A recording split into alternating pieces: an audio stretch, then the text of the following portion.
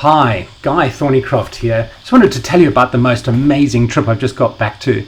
We headed up the coast about 2,000 kilometres from Sydney up to Yeppoon and jumped on board the Carlos II after collecting some important supplies, obviously coconuts in this case, and then headed out 300 kilometres to the Swains, which is the southern end of the Great Barrier Reef, living on board this incredible ship, the Carlos II. And as you can see, the accommodation twin share with each bedroom with its own heads, and absolutely fantastic and air conditioned all the way through, with a great galley and incredible dining room. And this is where we ended up, literally way out of sight of any other boats, any other land.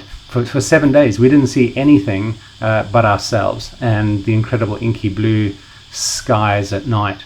And here's the idea of what we do every morning. You wake up and you find yourself in a new spot each day, and jump in the tenders and head out to explore the many thousands of coral atolls and reefs. And we were on a spearfishing trip, so with the Central Coast Sea Lions, and so you'll see my camera attached to the end of my gun for the entire series of this video. Whether I was shooting something or not, that just got me a little bit closer to the fish. So this is what it was like, just swimming in this incredible gin water, like 30 plus meter visibility, and everything from the apex down to the smallest. These were a couple of white tip reef sharks who just gave me a bit of a buzz a couple of times trying to get fish that I had swimming back to the boat. But fantastic to see them. You don't have the apex predators, you don't have everything in between. So to see them and to see the giant trevally and the big eye trevally and even a couple of dogfish tuna and shark mackerel, and we didn't see any Spanish. They've all headed south at this stage of the year. The water was up around the sort of 25, 26 degree level. How exciting is this? This was a pack of giant trevally that came flying in, all heated up, hunting through this bait ball. And you have no idea how big they are. These are all like a meter and a half long, but still sort of hanging 10, 15 meters away from me. So they look much smaller than they really were, but very exciting to see. And just a myriad of wonderful things. This beautiful ray just sitting at the bottom, chilling out. And yes, lots of coral that's broken off and is lying there. That in all the gullies, obviously there is this build-up of sediment and coral. This giant sea snake must have been 2 meters long and as thick as my calves. I've never seen them that big. We often get them coming up and being curious about the flopper at the end of the gun, or wanting to wrap themselves around the gun itself, just curious. And certainly often around the back of the boat at night, hunting small fish that get attracted by the lights. But I've never seen one this big. Absolute delight.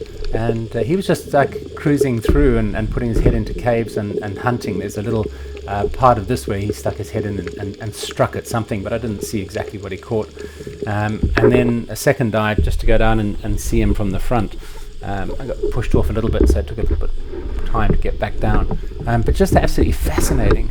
The first couple of days of diving, it was all like go and find fish. But from day 2, day 3 onwards of the 7 days we did diving, just getting more and more relaxed, of just happy to sit at the bottom and chill out and watch things.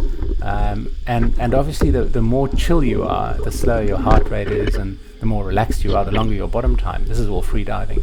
And you can just get mesmerized, absolutely lost by the quantity of fish and the noises and the sounds and the colors and the beautiful dappled light that just plays on the bottom all the time. So that was an amazing sight, watching this massive snake going about its business. Apparently very toxic and dangerous, but you can see how chilled out he was. And probably the most prolific were these surgeon fish, just about everywhere. Big schools of of surgeon fish that have no fear. They come right in and follow you, and then in amongst that you'll find a whole range of parrotfish and other things. But hopefully this gives you an idea of the diversity of corals and the different forms. You see the massive bait balls swimming through, lots of stuff up in the caves, and you can see this here, these balls of black, like ferns, all in a tight knot, and then right next to it this soft purple, almost floral coral that's like a science experiment. And then further on in the back of the cave, you sort of get the licheny type, the lichen types. There's some more sort of green fern furls and the sort of flowery green petally one, and this is just a tiny little scrap of a coral head, and in amongst it all this amazing things. This was one of the most beautiful fan corals I came across. I swam in through the back of the cave and had a look at it, looking from the back of the cave, looking out, and as you can see, just a myriad of life forms supported through that. But this beautiful filigree, this beautiful lacework, almost acting like a stained glass window. And the giant clam with its its valve wide open at the bottom of the picture there, waiting to squirt out the water and shut as you get too close. That used to be a source of food for people on wrecks and things, but certainly not eaten now. Just beautiful to see. And then underneath all these coral plates, there's this little lemon shark in this case, perching up there all chilled out. I've just loved the pattern of the waves and the reflection of the light on the bottom of the water. It's just the most privileged thing to have done, is to be in this spaces here. Bottom right hand side here in the middle of the frame now is a barramundi cod, and then these mother-in-law fish. There are lots and lots of barramundi cod we saw. They're protected species. Here's another barramundi cod. Apparently very good eating, but we certainly didn't take any because they are protected. And then this gorgeous pipefish just cruised in, happy to hang around and check me out. And you just wonder what they make of this. It doesn't matter how fit I was and how comfortable I was in the water, you always feel like the intruder, just not as graceful as any of these amazing species that actually live there and drift effortlessly across and through and in and around a part of the reef. We obviously did our best to blend in and become part of all this, but you realize just how out of your element you are when confronted with this amazing life forms. Here's a gorgeous turtle. I missed some of the best footage ever. I turned the GoPro off when the turtles came in and turned it back on when they left, but it was a couple of young turtles that came and got really curious and swam circuits around me, and we saw some amazing turtles, some great big green turtles that were huge, and lots of these guys, and a couple sleeping at the back of caves and whatnot. I don't have any footage of the catching crayfish and stuff like that. They're fascinating, but they're in dark spaces, up in hard to get to cracks, and I was more concerned about capturing them than I was of filming at the time and get carried away. But every gully is like a canyon filled with a surprise, and every ledge has something interesting at the back of it. And I love these blue, I think they're damsels, but these blue sort of neon marine aquarium fish.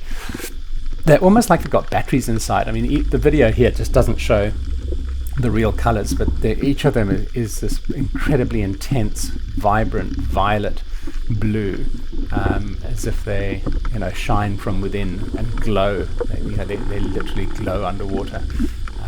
Very vivid.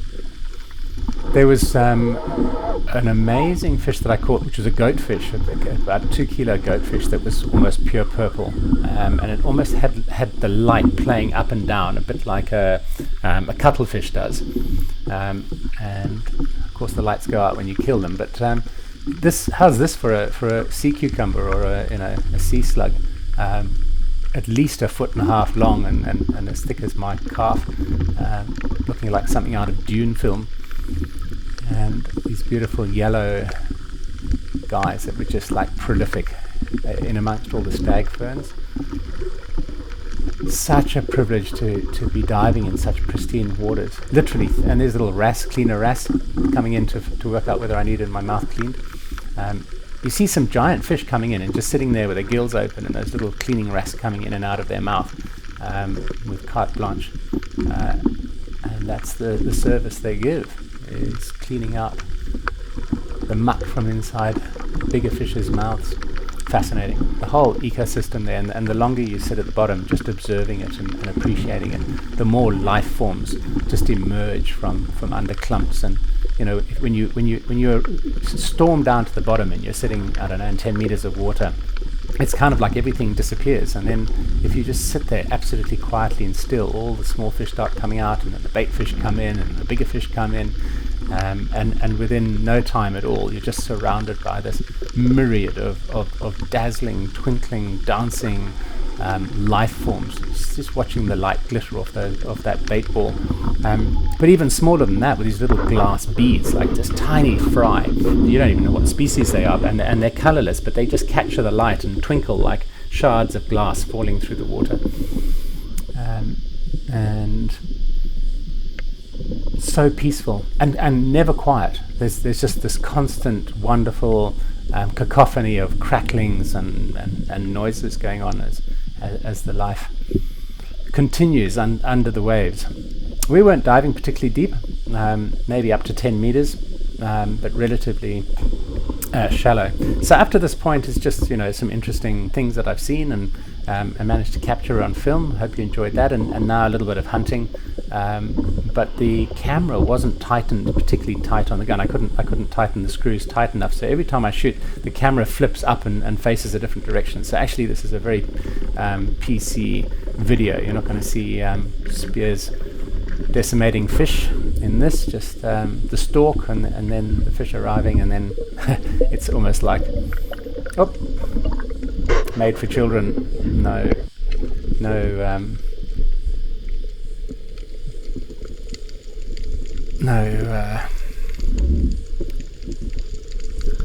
graphical scenes of fish decimation. This coral trout here is a good one. This isn't the sort of range of 55 to 60 centimeter coral trout that we were shooting. First day we probably got a few smaller ones, but after the first day you learn really quickly that it's worth waiting for the bigger ones. There's a limit on the number of fish we could take, so once you cap out, that's it, you take no more. And so it's worth just selecting the ones that really are good size, but not too big. So there's a minimum and a maximum for all the trout that we captured, and certainly this area was prolific with that sort of 55 to 65 centimeter trout that makes such incredible eating. Yep, here we go, just sitting quietly on the bottom. I've truncated this one a little bit, and eventually, things start coming in. So here it comes. Curiosity killed the cat, killed the fish in this case, and the trout came in, and thank you very much indeed, came home. So we had deckhands on board, and you have this very privileged type of diving where you can dive all day.